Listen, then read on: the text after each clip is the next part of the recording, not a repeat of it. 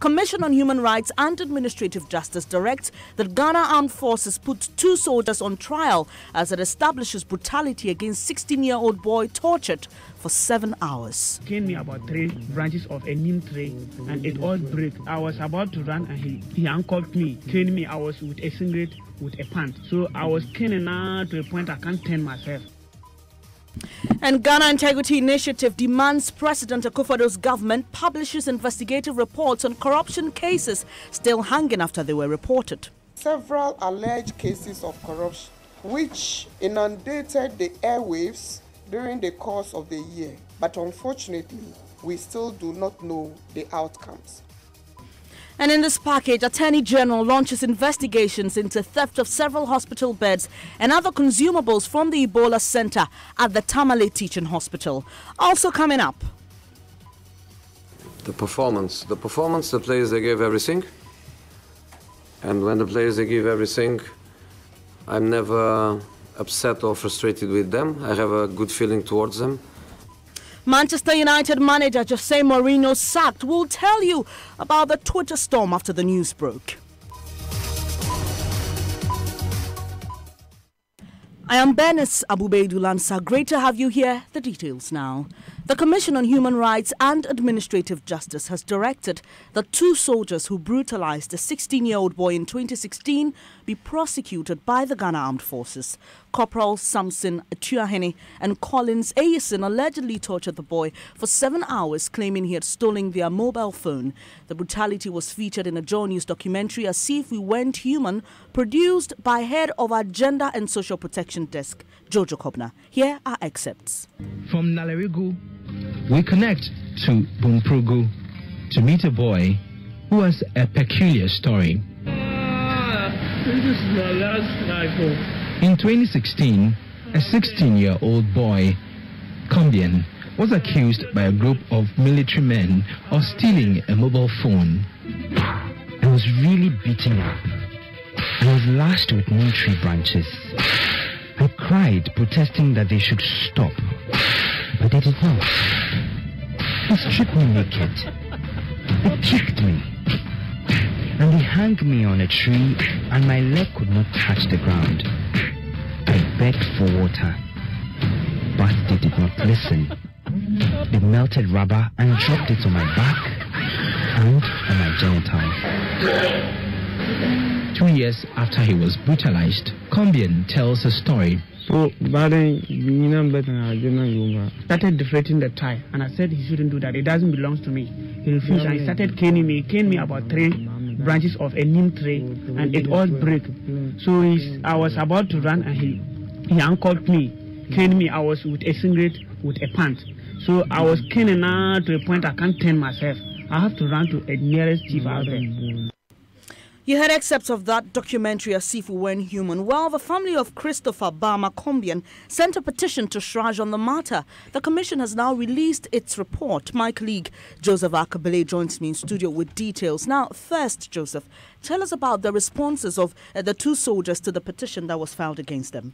So Shraj wrote to the soldiers through the Chief of Defence Staff on 16th May 2016. They responded through their lawyers that they were not involved in any such incident. They also disputed the age of the victim, saying he was 18 and not 16 as he had claimed. And they further described all that was happening as, quote, signs of nothing but media sensationalism which have been bundled together, mixed with untruths and packaged under the guise of championing human rights, but bereft of any consideration for the truth, end quote. Well, Shraj decided to investigate the matter further. What are their findings? So the first is that Christopher was in fact subjected to brutalities and other dehumanizing acts. They also established that he was indeed 16 years at the time of the complaint. They went further to say that the brutalities meted out amounts to torture and that these acts are prescribed by law, that the 2 soldiers admitted their culpability and have apologized to the victim through a chief in the area. Tell us about Shraj's recommendations. We understand that an amount of 30,000 cedis is to be paid to the victim. So this is actually 15,000 cedis each for one of the soldiers. So each is supposed to pay 15,000 cedis. It's supposed to be cover compensation, medical expenses, trauma, among others. The Chief of Defense Staff and the Ghana Armed Forces should put the soldiers on trial in accordance with the Armed Forces Act. And the last one being that the Attorney General takes immediate steps to criminalize torture. Thank you, Joseph Akable, with details. The well brother of Christopher Bama Kombian, Richard Kombian, tells Joy News the family is satisfied with Shraj's findings. I am very happy with the report. First of all, let me thank Joy FM and the other media house who has helped me in following the case. And I also thank my lawyer too. I am very, very happy with the report. I haven't had a copy on my own, but I had a call from my lawyer this morning that the report is out. And he has briefed small for me. I will get a day and go to him for more. But so far, I'm happy with it. How is Christopher doing, and have you informed him about this? Not yet. I just had a call from the lawyer this morning, and I'm not feeling well. Okay, but how is Christopher doing? Would like to know, because this is all about him. He's doing better than the first. Well, human rights activist Francis Xavier Susu, who worked closely with the family on this matter, expects the armed forces to abide by Shraj's directives. I'm looking at they committing to, exactly what the report says, a very comprehensive medical care and the cost that will be involved, even if it means flying him abroad to make sure that we can get some quality care for him, if he can gain back his erection, and possibly even giving him some skills training and properly integrate him into society. So it's very comprehensive, it's very broad. We will look at the details and then what all that would entail when we have further conversation with, the military high command.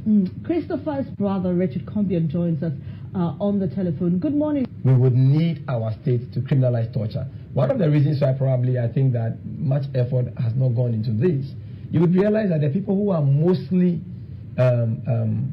the assailants or the perpetrators of torture are the security forces. You heard that Francis Xavier Susu, he's a human rights activist and a lawyer. He spoke with me earlier on News Desk on Multi TV. Let's do some other stories now. A 36-year-old man alleged to have shot his wife has been charged with attempted murder in the mysterious incident in Tema 3 years ago. In January 2016, Joy News broke the story of a 29-year-old pregnant woman, Benita Dankwa, who went to bed with her husband but woke up paralyzed. A police report indicates that she had been shot at close range, but their room was not broken into. When I see him, my heart beats a lot. Because why would he want to do that to me? Why would he want to do that to me, knowing how we've always lived and how I've always supported him in all that he does? So when I think of all those things, my heart beats a lot.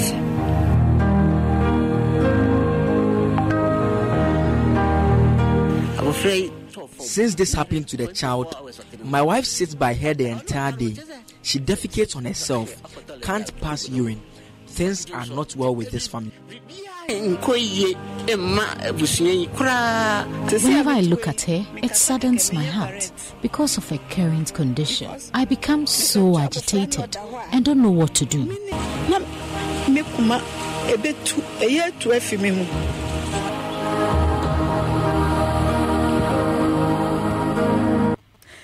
Manasseh Zurian, when he broke that story, and he was in court today, joins me in the studio for more on this rather sad story. What happened in court today, Manasseh?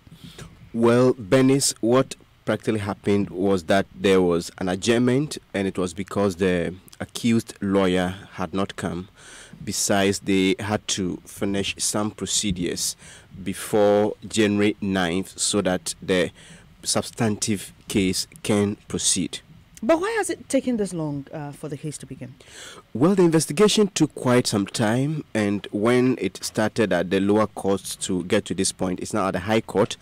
At a point, the prosecutor was also changed, so there were a few hitches. But I was in court, I met the state attorneys, and they have indicated that from all indications where they are now, when the processes are filed by the 9th of January, then we should expect that they'll start calling witnesses soon afterwards. Was Benita in court today?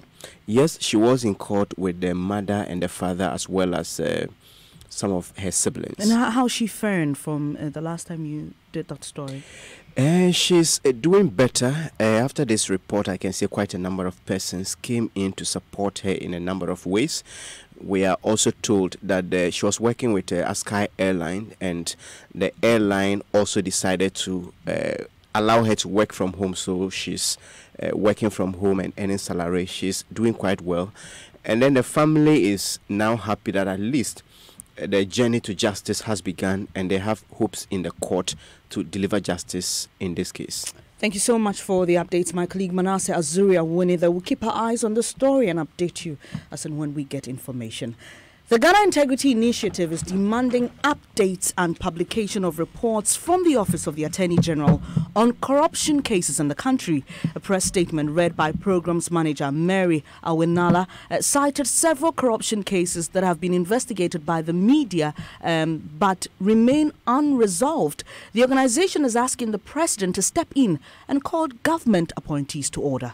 We have invited you here today to demand of government, particularly agencies of state mandated to investigate and prosecute corruption, the status of several alleged cases of corruption which inundated the airwaves during the course of the year. But unfortunately, we still do not know the outcomes or their outcomes. Ladies and gentlemen, to the extent that the government initiated steps or promised to deal with them, the GI deems it appropriate to demand an update on what has been done so far or is being done as the year 2018 comes to an end. That was Programs Manager of the GII, Mary Awinala. My colleague Raymond Aqua has further details of what the GII is asking. And Raymond, first, what are the cases they refer to?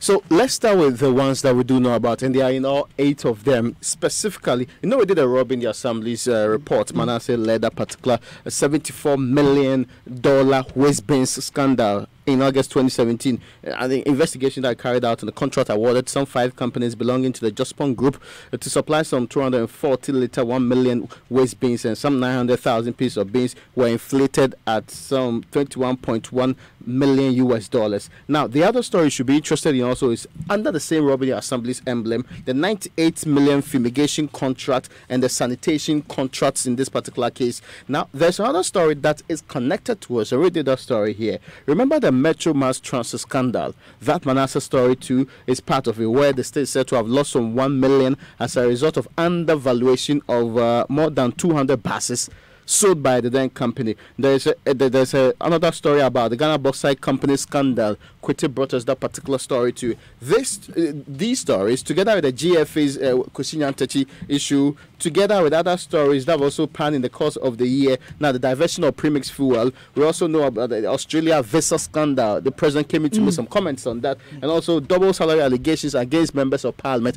All of these are the ones they are making reference to. They are insisting that at some point in time, in fact, they tag them as cold corruption cases. The police are some cold cases that have been there for a very long time without any response. They want action on them now. Publish to the people of this republic. What exactly have you done? The various state institutions responsible for working on them, they should tell us immediately what has happened to all of these. Raymond Aqua with details of the GII's statement.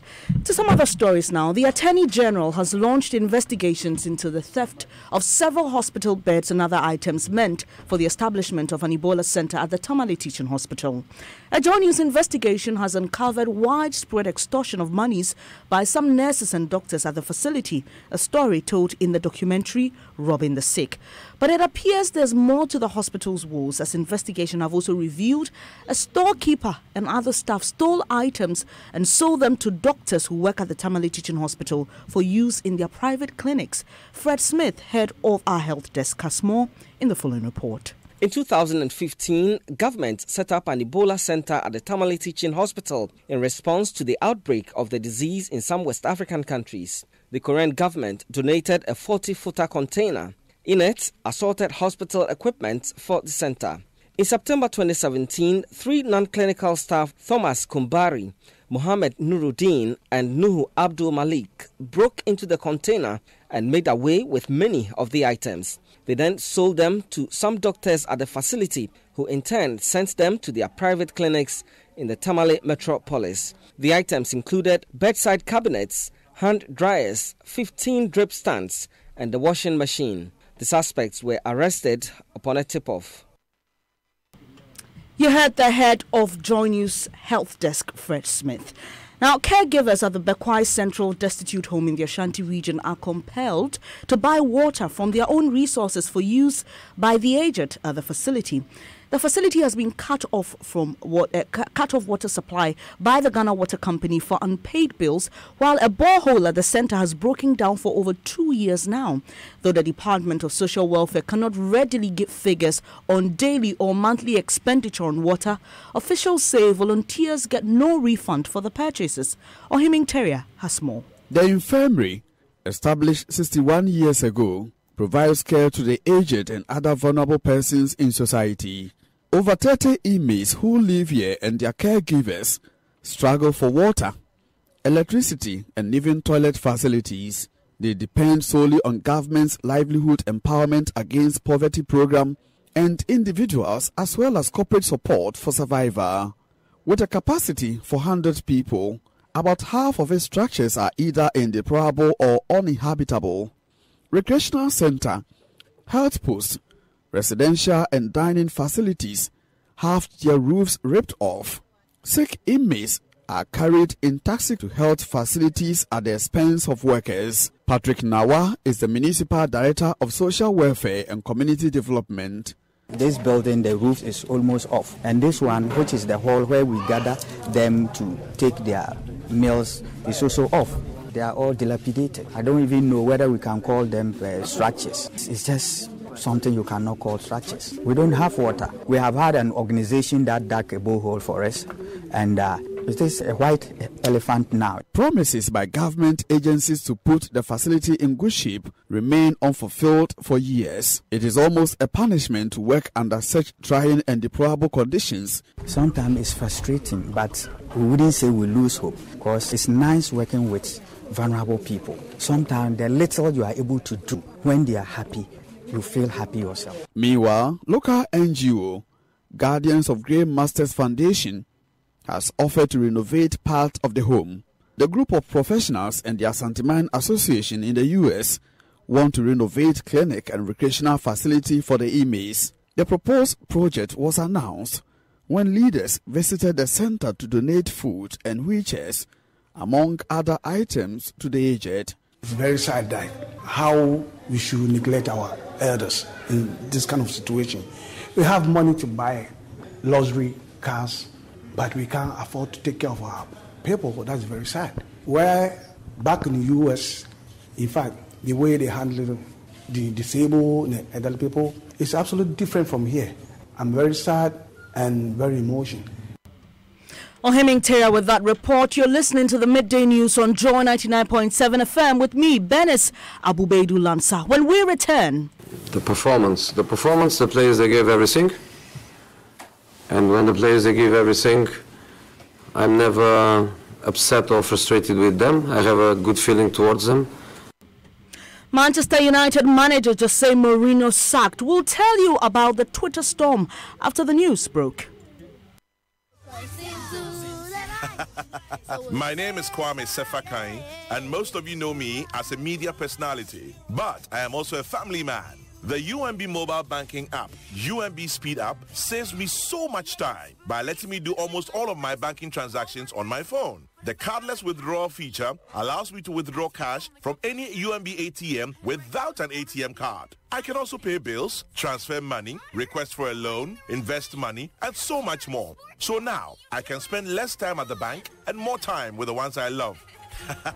Bank anywhere and anytime with a UMB mobile banking app, UMB Speed App, and get the time to do what you love most. Download the UMB Speed App from your Android, iOS, or Windows phone today. Call 0302-633-988 for more information.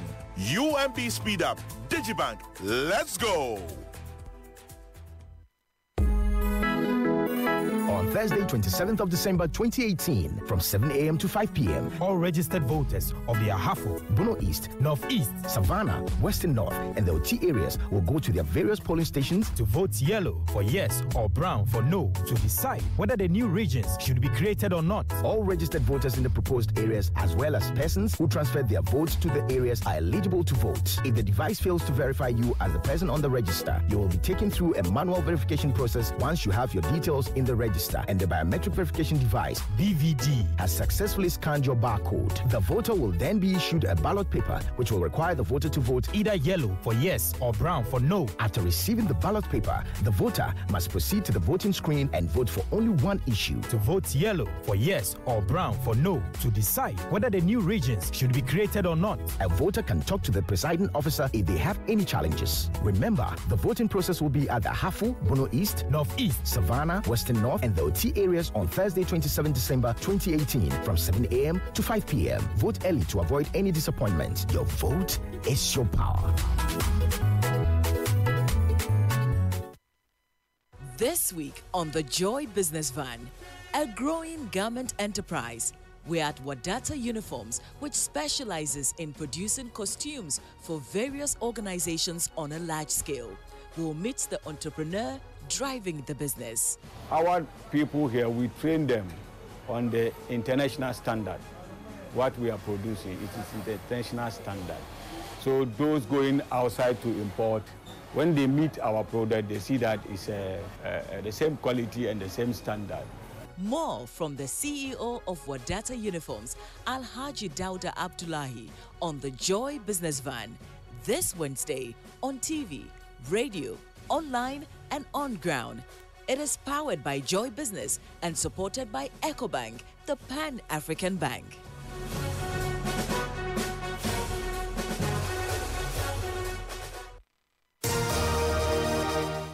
Thanks so much for staying here on the Midday News on Joy 99.7 FM with me, Benis Abubeidulansa. Now hear this. I'm sorry, I'm a bit arrogant. We have a top manager. Again, please don't call me arrogant, because what I'm saying is true. I'm European champion, so I'm not one of the bottle. I think I'm a special one. Yeah, but that special one has now been given his working papers. Jose Mourinho has been sacked by his club, Manchester United, after 2.5 years in charge. The 55-year-old Portuguese won the League Cup and the Europa League at Old Trafford in his first season. But United are 6th in the Premier League, 19 points behind leaders Liverpool, who beat them 3-1 on Sunday. Joining me in studio is Ridwan Ibrahim Asante with our sports desk for a quick analysis. Ridwan, it appears this was to be expected. Absolutely. When the results were bad and there was a poor run at Old Trafford, you knew that the axe was going to fall on Jose. Even though he had brought a lot of changes, he's been United's best manager post Alex Ferguson era. So that couldn't guarantee him or protect him, because the results were just not good enough, and falling 19 points behind the leaders Liverpool, wasn't a good story to tell at all. But hey, this was a guy who finished second last season, some points behind the leaders themselves. That's Manchester City, or the league champions, but then he was still given a contract extension, so we least expected it to come. I'm suspecting that something might have gone wrong. Maybe he has spoken against the hierarchy at Old Trafford, and that might have led him or both parties to agree. We don't know if it was a mutual consent. We don't know, but the club says he's no longer coach of United, and so we take it as it is. What was the result? 3-0. 3-0. Do you know what this means? 3-0, but also mean 3 premierships, and I won more premierships alone than the other 19 managers together. 3 for me and 2 for them. Respect, man, respect.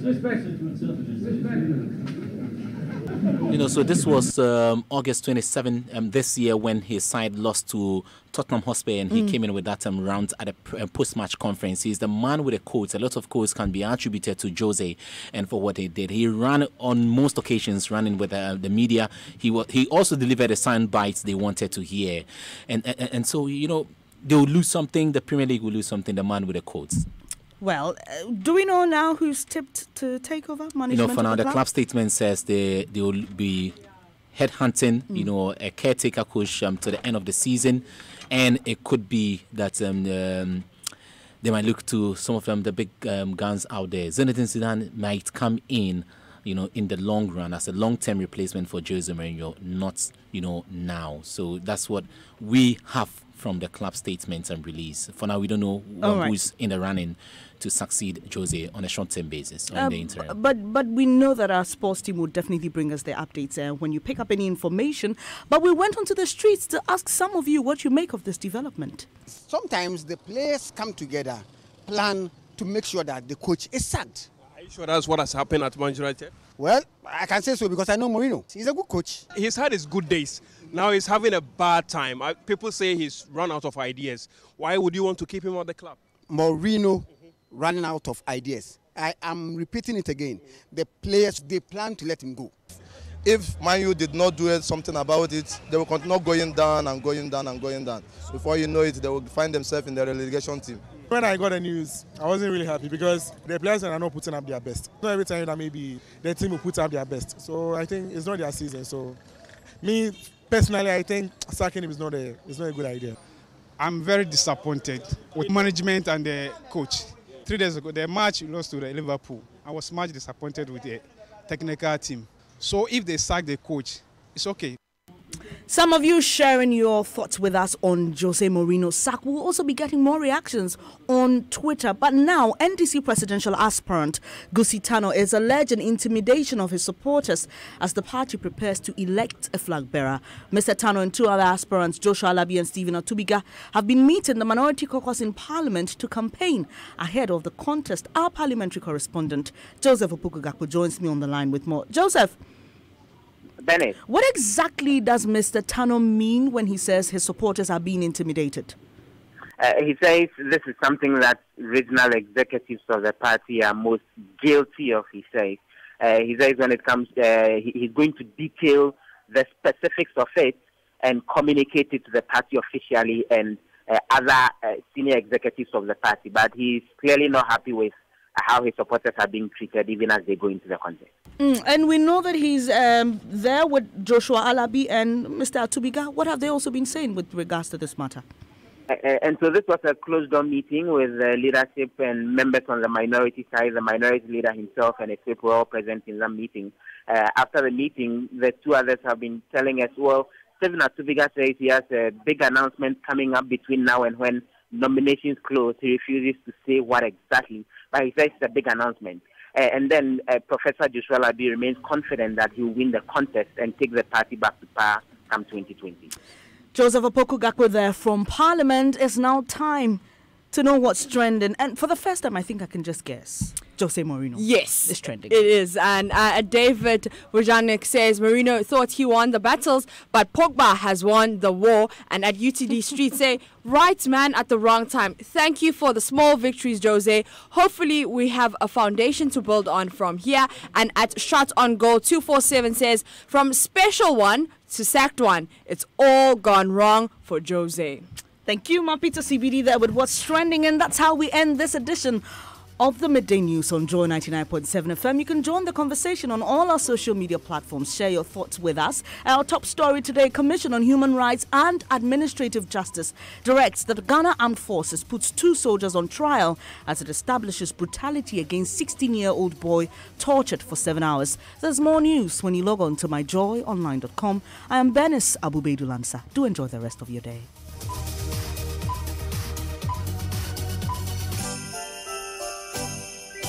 Dashing to pay bills is a thing.